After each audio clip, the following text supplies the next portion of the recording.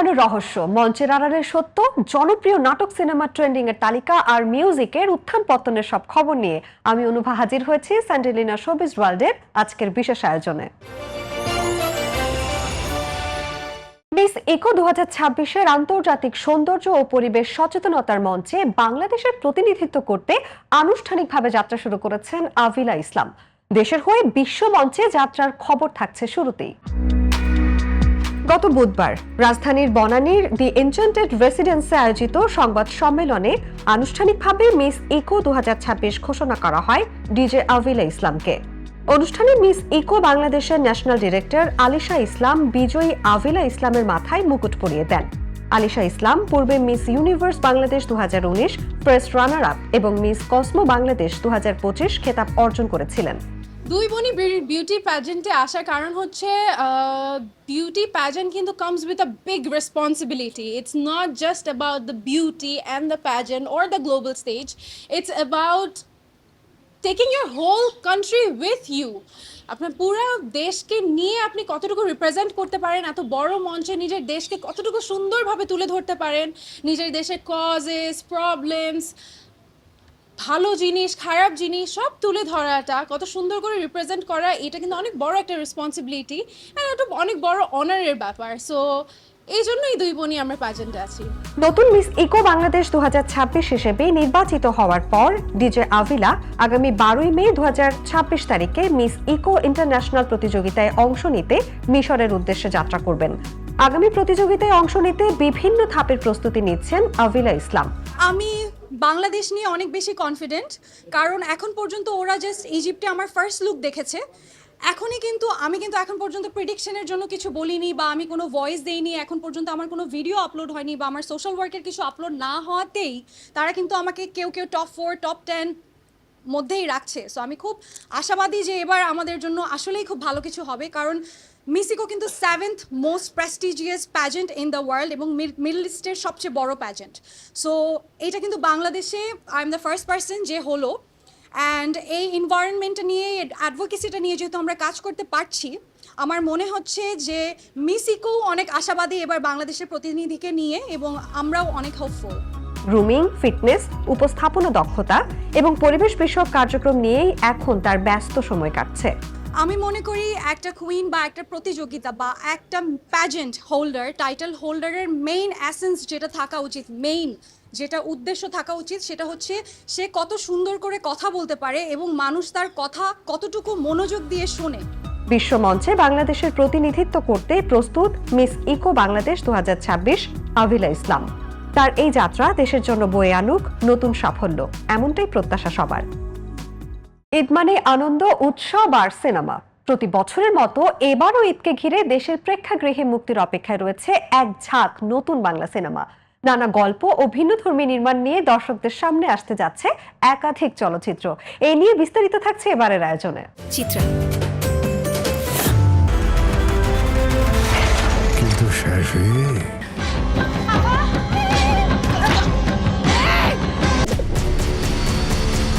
গত কয়েক বছর ধরে ঢালিউড হয়ে উঠেছে ঈদ কেন্দ্রিক। দুই ঈদের ছবির মুক্তির হিড়িক পড়ে। ঈদের আমেজ শুরু হতেই এবারও সামাজিক মাধ্যম 6 লাখ ছবি মুক্তির ঘোষণায়। চলতি বছরের ঈদে মুক্তির সম্ভাব্য তালিকায় রয়েছে বেশ কিছু আলোচিত সিনেমা। এর মধ্যে রয়েছে Prince, once upon a time in Dhaka, দম,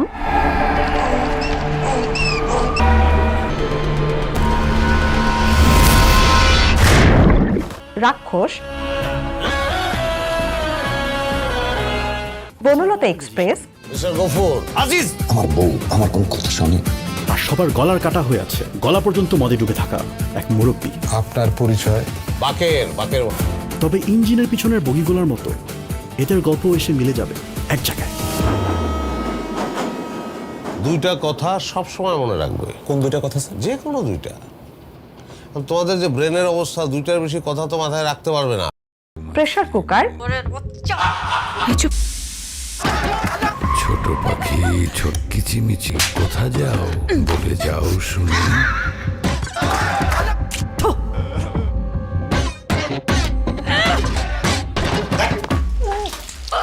ওই পিনিক,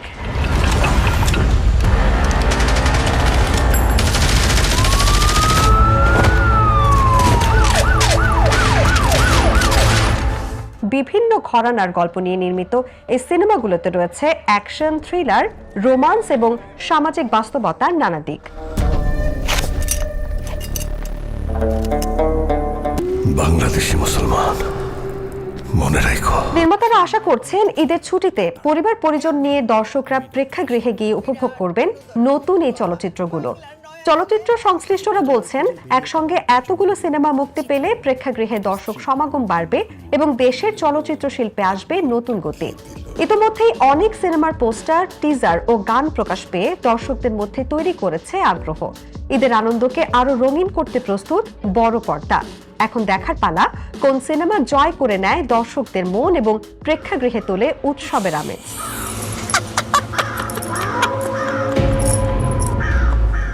সামাজিক যোগাযোগ মাধ্যমে ছড়িয়ে পড়েছে দেশ বরেণ্য সঙ্গীত শিল্পী, গীতিকার ও সুরকার হায়দার হোসেনের মৃত্যুর ভুয়া খবর। গত শনিবার এই গুজব ছড়িয়ে পড়লে সঙ্গীত প্রেমী ও ভক্তদের মাঝে সৃষ্টি হয় উদ্বেগ ও বিভ্রান্তি। এই নিয়ে বিস্তারিত থাকছে এবারের আয়োজনে। কি ভাবার কথা কি ভাবছি, কি বলার কথা কি বলছি, ৩০ বছর পরেও আমি স্বাধীনতাটাকে খুঁজছি। বাংলাদেশের সঙ্গীতাঙ্গনে হায়দার হোসেন একটি অবিচ্ছেদ্য নাম। তার কালজয়ী গান ৩০ বছর পরেও আমি স্বাধীনতাটাকে খুঁজছি এবং আমি ফাইসা গেছি আজও সব প্রজন্মের শ্রোতাদের কাছে সমানভাবে জনপ্রিয় ও প্রাসঙ্গিক। আমারও দিলের চোট বোঝে না কোনো হালায়, আমারও দিলের চোট বোঝে না কোনো হালায়, পয়সা গেছি আমি পয়সা গেছি, আমি পয়সা গেছি গত শনিবার সামাজিক যোগাযোগ মাধ্যমে হঠাৎ করেই ছড়িয়ে পড়ে হায়দার হোসেনের মৃত্যুর খবর। মূলধারার কয়েকটি সংবাদ মাধ্যমের নাম ব্যবহার করে ভুয়া ফটোকার্ড তৈরি করে এই অপপ্রচার চালানো হয় বলে জানা গেছে। খবরটি দ্রুত ছড়িয়ে পড়লে ভক্ত ও শুভানুধ্যায়ীদের মধ্যে তীব্র উদ্বেগ তৈরি হয়। অনেকেই খবরটির সত্যতা যাচাই করতে ফোন ও বার্তার মাধ্যমে শিল্পীর খোঁজ নিতে শুরু করেন। পরবর্তীতে পরিস্থিতি সামাল দিতে এবং গুজবটি উড়িয়ে দিয়ে হায়দার হোসেন নিজেই তার ফেসবুক পেজে একটি বার্তা প্রকাশ করেন। তিনি লিখেছেন, সর্বশক্তিমান আল্লাহর অশেষ কৃপায় আমি বেঁচে আছি এবং ভালো আছি। আমাকে দোয়ায় রাখার জন্য আপনাদের সবাইকে ধন্যবাদ। ভুয়া এই খবর ছড়িয়ে পড়ায় সামাজিক যোগাযোগ মাধ্যমে ব্যাপক সমালোচনা শুরু হয়। বিশিষ্ট এই শিল্পীর মৃত্যুর ভুয়া খবর ছড়িয়ে পড়ার ঘটনা আবারও মনে করিয়ে দিল, সামাজিক যোগাযোগ মাধ্যমে পাওয়া যে কোনো তথ্য যাচাই না করে প্রচার করা কতটা বিপজ্জনক। আল্লাহু আল্লাহু আল্লাহু আল্লাহু আল্লাহু আল্লাহু আল্লাহ। স্যান্ডেলিনা শোবিজ ওয়ার্ল্ডের সময় হয়েছে ছোট্ট একটি বিরতি নেওয়ার। ফিরছি কিছুক্ষণের মধ্যেই, আমাদের সঙ্গেই থাকুন।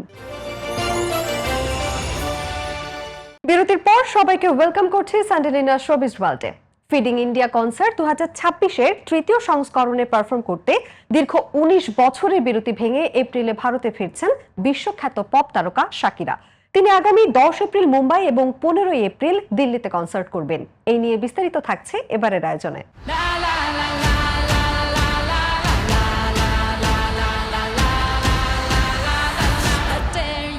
গত কয়েক বছরে Bryan Adams, Ed Sheeran, Dua Lipa, Enrique, Linkin Park, Maroon 5-এর মতো একাধিক আন্তর্জাতিক খ্যাতিসম্পন্ন শিল্পী ও ব্যান্ড অনুষ্ঠান করতে গিয়েছে ভারতে। তবে এশিয়া মহাদেশে লাতিন শিল্পী শাকিরার জনপ্রিয়তা উপরোক্ত শিল্পীদের তুলনায় কম কিছু নয়। এবার 19 বছর পর ভারতে অনুষ্ঠান করতে আসছেন তিনি। দাতব্য সংস্থা ফিডিং ইন্ডিয়া এবং জোম্যাটোর উদ্যোগ ডিস্ট্রিক্ট বাই জোম্যাটো এর যৌথ আয়োজনে অনুষ্ঠিত হবে ফিডিং ইন্ডিয়া কনসার্ট 2026।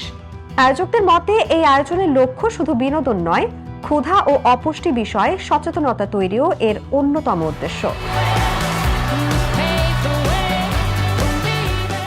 মুম্বাইয়ে তিনি পারফর্ম করবেন মহালক্ষ্মী রেসকোর্সে এবং দিল্লিতে জওহরলাল নেহেরু স্টেডিয়ামে।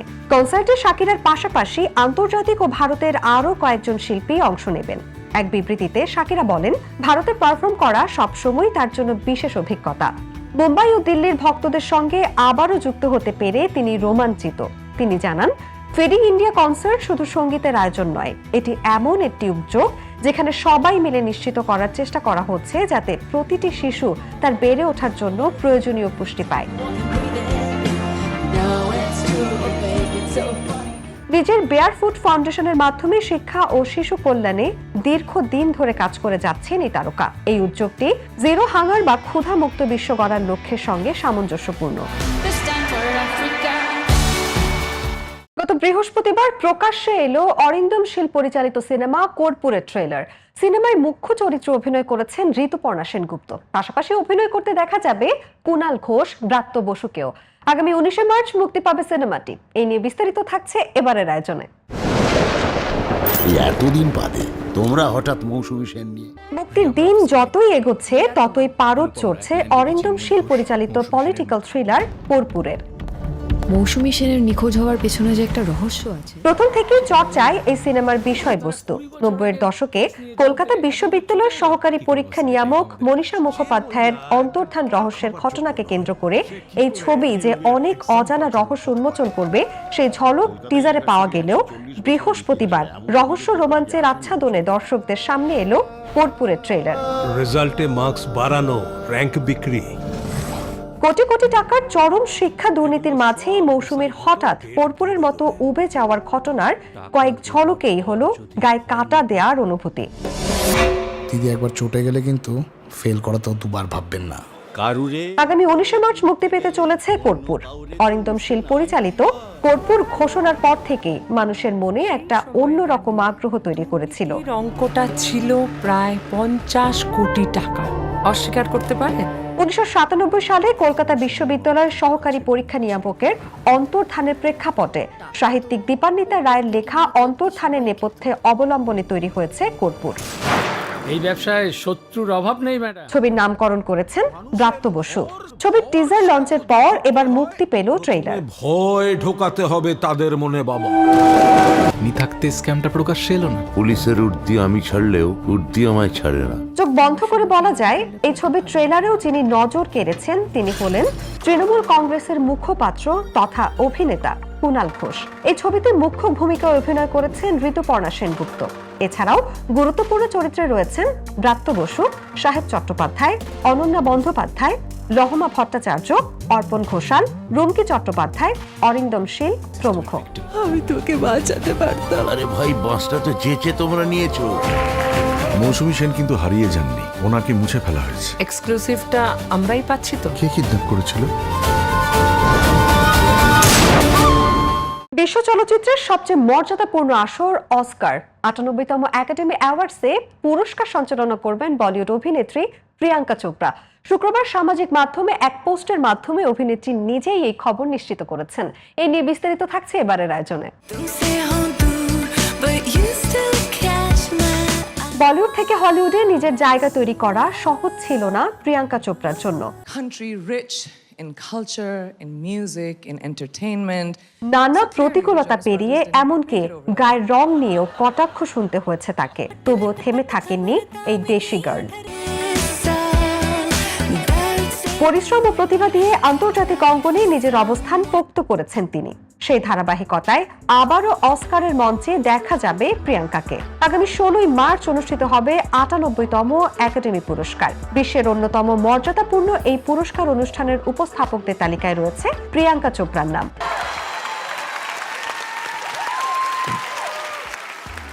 বৃহস্পতিবার আয়োজকদের পক্ষ থেকে ঘোষিত তালিকায় প্রিয়াঙ্কার পাশাপাশি আছেন রবার্ট ডাউনি জুনিয়র ও অ্যান হ্যাথাওয়ে। বিষয়টি নিজের ইনস্টাগ্রামেও ভক্তদের সঙ্গে ভাগ করে নিয়েছেন এই অভিনেত্রী। তবে অস্কারের মঞ্চে এটি তার প্রথম উপস্থিতি নয়। এর আগেও 2016 সালে উপস্থাপক হিসেবে দেখা গিয়েছিল তাকে। এবছর অস্কারের মঞ্চে প্রিয়াঙ্কার পাশাপাশি আরও থাকছেন উইল আর্নেট, পল মেসকেল ও গ্বিনেথ প্যালেট্রো। স্যান্ডেলিনা শোবিজ ওয়ার্ল্ডের সময় হয়েছে আরও একটি ছোট্ট বিরতি নেওয়ার। ফিরছি কিছুক্ষণের মধ্যেই, আমাদের সঙ্গেই থাকুন। বিরতির পর সবাইকে ওয়েলকাম করছি স্যান্ডেলিনা শোবিজ ওয়ার্ল্ডে। হলিউডের ইতিহাসে সবচেয়ে বড় প্রযোজনা প্রতিষ্ঠানের মালিকানা বদলের পথ ধরল। 110 বিলিয়ন মার্কিন ডলারের বিশাল অঙ্কের বিনিময়ে ওয়ার্নার ব্রাদার্স ডিসকভারের মালিকানা কিনে নিয়েছে প্যারামাউন্ট স্কাইড্যান্স। এই নিয়ে বিস্তারিত থাকছে এবারের আয়োজনে। দীর্ঘ কয়েক মাস ধরে চলা নাটকীয় আলোচনা ও দর কষাকষির অবসান ঘটিয়ে গত শুক্রবার আনুষ্ঠানিকভাবে এই চুক্তি স্বাক্ষরিত হয়েছে। ফলে ওয়ার্নার ব্রাদার্সের টিভি নেটওয়ার্ক, চলচ্চিত্র স্টুডিও ও স্ট্রিমিং পরিষেবার নিয়ন্ত্রণ এখন পুরোপুরি প্যারামাউন্টের হাতে। প্রাথমিকভাবে ওয়ার্নার ব্রাদার্সকে কিনতে আগ্রহ দেখিয়েছিল নেটফ্লিক্স। গত বছরের ডিসেম্বরের মাঝামাঝি সময়ে $72 বিলিয়ন প্রস্তাব নিয়ে এগিয়েছিল তারা। কিন্তু সেই দর চুক্তিতে রূপ নেওয়ার আগে প্যারামাউন্ট স্কাই ড্যান্স নতুন দাম শুরু করে। নেটফ্লিক্সকে টেক্কা দিয়ে তারা প্রথমে 108 বিলিয়ন, পরে শেষ পর্যন্ত 110 বিলিয়ন ডলারের প্রস্তাব দেয়। ফলে ওয়ার্নার ব্রাদার্স নেটফ্লিক্সকে আরো 4 দিন সময় দিয়ে প্যারামাউন্টের প্রস্তাবের সমান বা তার চেয়ে বেশি দাম করার সুযোগ দিলেও শেষ পর্যন্ত সেই প্রতিযোগিতা থেকে সরে আসে নেটফ্লিক্স। চুক্তি অনুযায়ী ওয়ার্নার ব্রাদার্সের প্রতিটি শেয়ারের দাম নির্ধারণ করা হয়েছে $31। নেটফ্লিক্সের সঙ্গে আগের চুক্তি ভেঙে যাওয়ায় তাদের $280 কোটি জরিমানা দেওয়ার কথা ছিল ওয়ার্নার ব্রাদার্সের, কিন্তু নতুন চুক্তির অংশ হিসেবে এই পুরো অর্থ প্যারামাউন্ট স্কাইড্যান্স পরিশোধ করবে। অর্থাৎ ওয়ার্নার ব্রাদার্সকে কেনার প্রতিযোগিতায় হেরে গেলেও হাতে নগদ $280 কোটি পেয়ে বসে থাকলো নেটফ্লিক্স। বিশ্বজুড়ে কে-পপ উন্মাদনার সমর্থক নাম বয়ব্যান্ড বিটিএস তাদের পঞ্চম স্টুডিও অ্যালবাম আরি রাঙের ঘোষণা দিয়ে ভক্তদের চমকে দিয়েছে। দীর্ঘ প্রায় 4 বছর পর এটি হতে যাচ্ছে দলটির পূর্ণাঙ্গ কোনো অ্যালবাম প্রকাশ। এই নিয়ে বিস্তারিত থাকছে এবারের আয়োজনে। The BTS Army will have to wait a while to see their favorite band again. Tough day, a heartbreaking day. Part of my soul just died. Fan platform উইভার্সের বিটিএস এর এজেন্সি বিগ হিট মিউজিক জানায় আগামী 20 March অ্যালবামটি বিশ্বজুড়ে মুক্তি পাবে।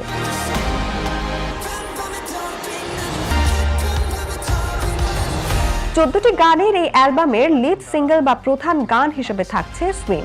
অ্যালবামটিতে মোট 14টি গান স্থান পেয়েছে।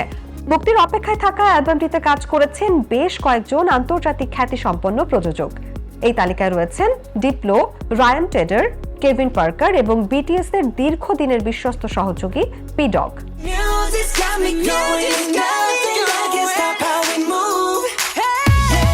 এই ঘোষণার পর থেকেই বিটিএস এর বৈশ্বিক ফ্যান বেজ আর্মির মধ্যে ব্যাপক উত্তেজনা দেখা গেছে। সামাজিক যোগাযোগ মাধ্যমে ভক্তরা বলছেন গানের শিরোনামগুলো বিটিএস এর একটি সাহসী এবং নতুন মিউজিক্যাল অধ্যায়ের ইঙ্গিত দিচ্ছে। কেউ কেউ মনে করছেন অ্যালবামের থিমে বিদ্রোহ, পরিপক্কতা এবং বিবর্তনের গল্প ফুটে উঠবে।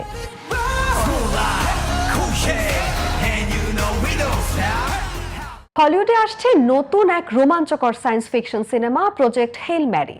মহাকাশ অভিযানের এক শ্বাসরুদ্ধকর গল্প নিয়ে নির্মিত এই চলচ্চিত্রটি ইতোমধ্যেই বিশ্বজুড়ে সিনেমা প্রেমীদের আগ্রহের কেন্দ্রবিন্দুতে রয়েছে। এই নিয়ে বিস্তারিত থাকছে এবারের আয়োজনে।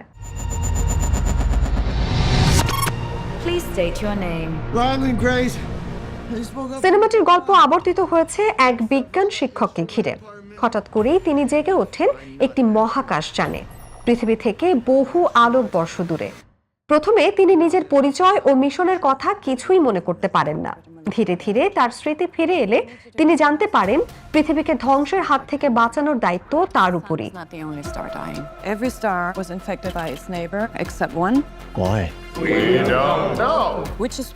সূর্যের শক্তি কমে যাওয়ার রহস্য উদ্ঘাটন করতে তাকে পৌঁছাতে হবে দূর মহাকাশে।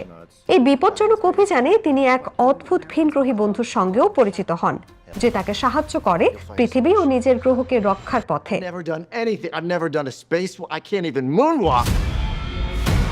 সিনেমাটিতে প্রধান চরিত্রে অভিনয় করেছেন হলিউড তারকা রায়ান গসলিং। এছাড়া গুরুত্বপূর্ণ চরিত্রে রয়েছেন স্যান্ড্রা হুইলার, লিওনেল বয়েস, কেন লিওং, মিলানা ভ্যান্ট্রাপ এবং ভিনগ্রহী চরিত্রের রকির কণ্ঠ দিয়েছেন জেমস অর্টিজ। চলচ্চিত্রটি পরিচালনা করেছেন ফিল লর্ড ও ক্রিস্টোফার মিলার। গল্পটি নেওয়া হয়েছে লেখক অ্যান্ড্রু উইয়ের জনপ্রিয় উপন্যাস থেকে। প্রযোজনা প্রতিষ্ঠান অ্যামাজন এমজিএম স্টুডিওস জানায় সিনেমাটি বিশ্বব্যাপী প্রেক্ষাগৃহে মুক্তি পাবে 20 মার্চ 2026। রোমাঞ্চকর মহাকাশ অভিযান, বিজ্ঞান ভিত্তিক রহস্য এবং মানবতার বাঁচার লড়াই সব মিলিয়ে প্রজেক্ট হেল ম্যারি হতে পারে 2026 সালের অন্যতম আলোচিত সায়েন্স ফিকশন সিনেমা। এখন দেখার অপেক্ষা বড় পর্দায় দর্শকদের কতটা মুগ্ধ করতে পারে এই মহাকাশ অভিযানের গল্প।